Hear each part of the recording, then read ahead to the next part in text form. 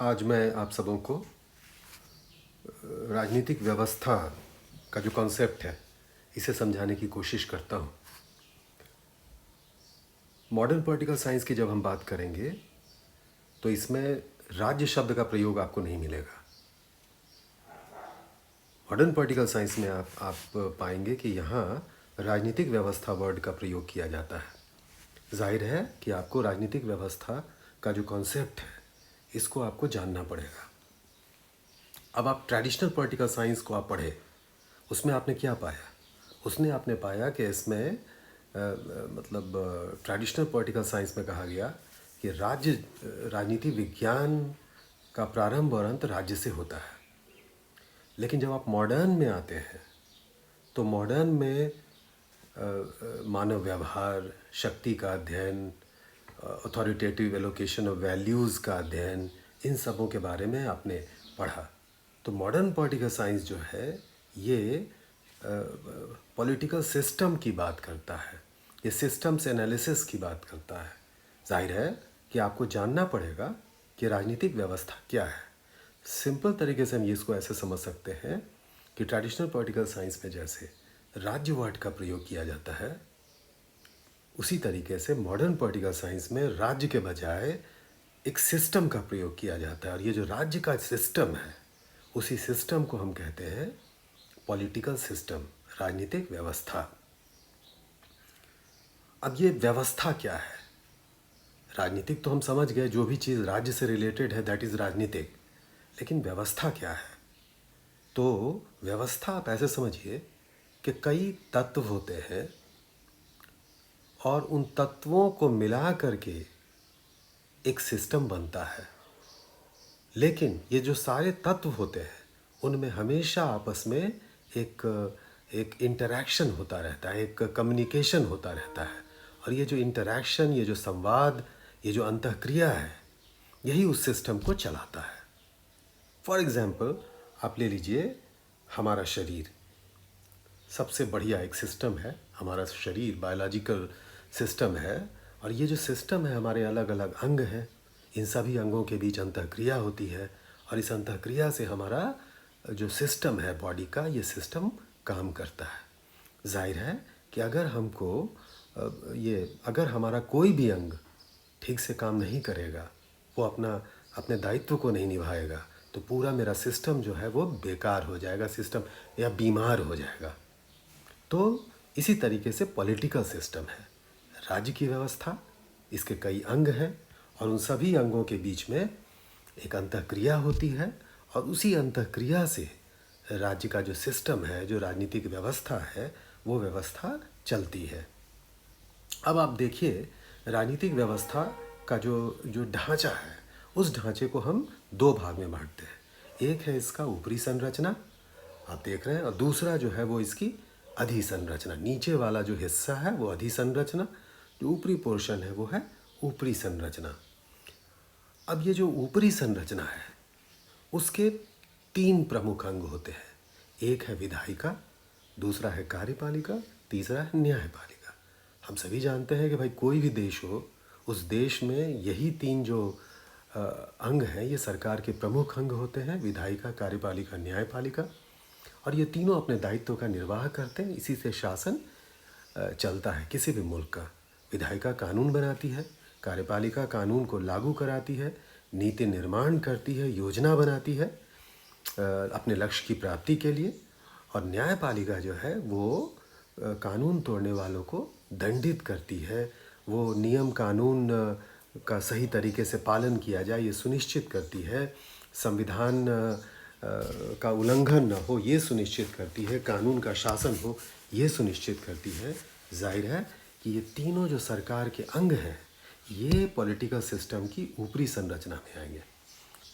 और इसके बाद आप आइए इसकी अधिसंरचना।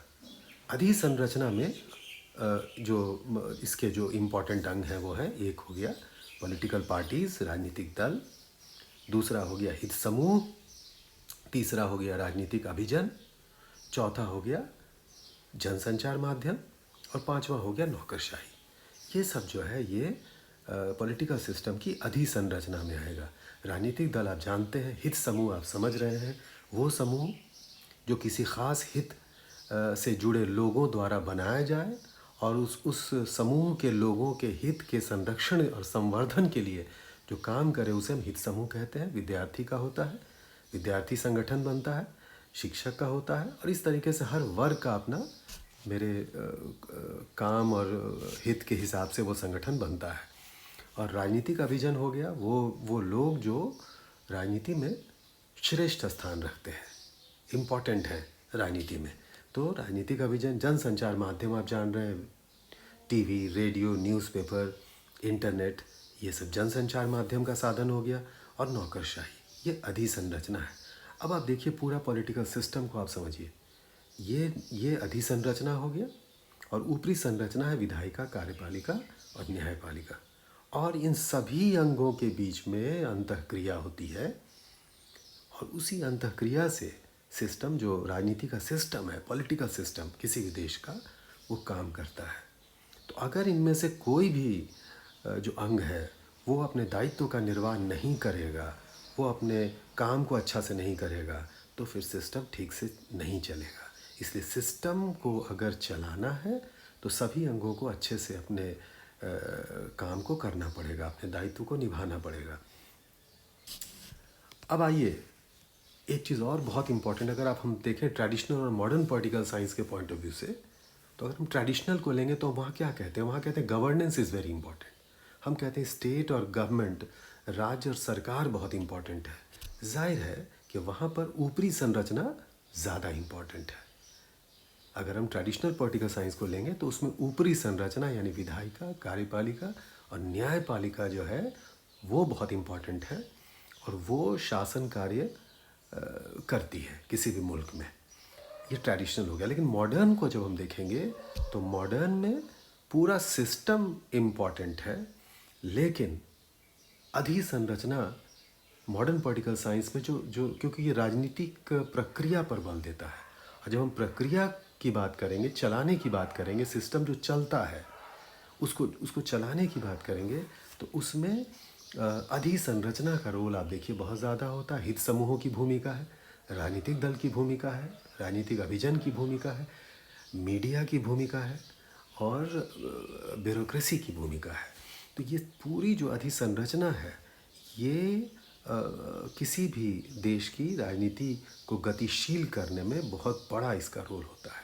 और ये जो ऊपर वाली संरचना है यानी विधायिका, कार्यपालिका, न्यायपालिका, उसको काम करने के लिए कुछ इनपुट्स चाहिए, पॉलिसी बनाने के लिए इनपुट्स चाहिए, कानून बनाने के लिए इनपुट्स चाहिए, या कोई और देश के हित के लिए, राष्ट्र को आगे बढ़ाने के लिए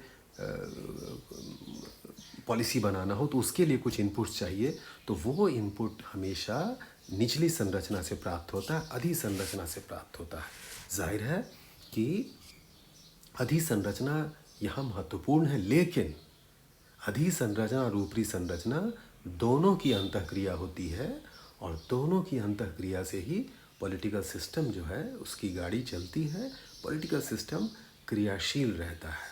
इसको हम लोग सिस्टम्स एनालिसिस में आगे देखेंगे। तो ये मेरा ख्याल है यही था राजनीतिक व्यवस्था का अर्थ, ये हमने आज आपको स्पष्ट किया। अगले लेक्चर में हम लोग देखेंगे कि पॉलिटिकल सिस्टम का अध्ययन हम सिस्टम्स एनालिसिस के तहत कैसे करते हैं। सिस्टम्स एनालिसिस के बारे में हम लोग जानने की कोशिश करेंगे। तो इसको आप ध्यान से सुनिएगा, इस वीडियो को फिर से सुनिएगा और सुन करके इसको समझने की कोशिश कीजिएगा। राजनीतिक व्यवस्था, पॉलिटिकल सिस्टम, ये मॉडर्न पॉलिटिकल साइंस का बहुत इम्पॉर्टेंट कॉन्सेप्ट है और हम जो पढ़ रहे हैं झारखंड की राजनीति उसके लिए बहुत इम्पॉर्टेंट है, क्योंकि हम केवल झारखंड की विधानसभा नहीं पढ़ेंगे, हम झारखंड का उच्च न्यायालय नहीं देखेंगे, हम हेमंत सोरेन और उनके कैबिनेट को नहीं देखेंगे, हम जो है मंत्री परिषद को नहीं देखेंगे। फिर हम क्या देखेंगे? हम देखेंगे कि झारखंड का जो पूरा शासन है ये कैसे चल रहा है, झारखंड की जो दिक्कतें हैं, जो समस्याएं हैं, उन समस्याओं को दूर कैसे किया जा रहा है, समस्याएं पैदा कैसे होती हैं, और जो हमारा कमज़ोर तबका है उसको आगे बढ़ाने के लिए सरकार क्या कर रही है, इनपुट्स कैसे आता है, सरकार पॉलिसीज़ कैसे बनाती है, आउटपुट्स कैसे आता है। तो पूरा हमको ये जो हमारा जो पेपर है, ये पेपर समझ लीजिए आप कि ये पॉलिटिकल सिस्टम का अध्ययन है। हम केवल राजनीति यहाँ हम पारंपरिक दृष्टि से अध्ययन नहीं कर रहे हैं। यहाँ हम राजनीति का अध्ययन आधुनिक दृष्टिकोण से कर रहे हैं, जहाँ पर कि पूरा सिस्टम का हमें अध्ययन करना है। झारखंड की पूरी राजनीतिक व्यवस्था का हमें अध्ययन करना है। तो ये आप ध्यान से इस वीडियो को देखिएगा और समझने की कोशिश कीजिएगा। कोई परेशानी हो तो आप मुझे मैसेज भेज सकते हैं। Thank you, thanks a lot.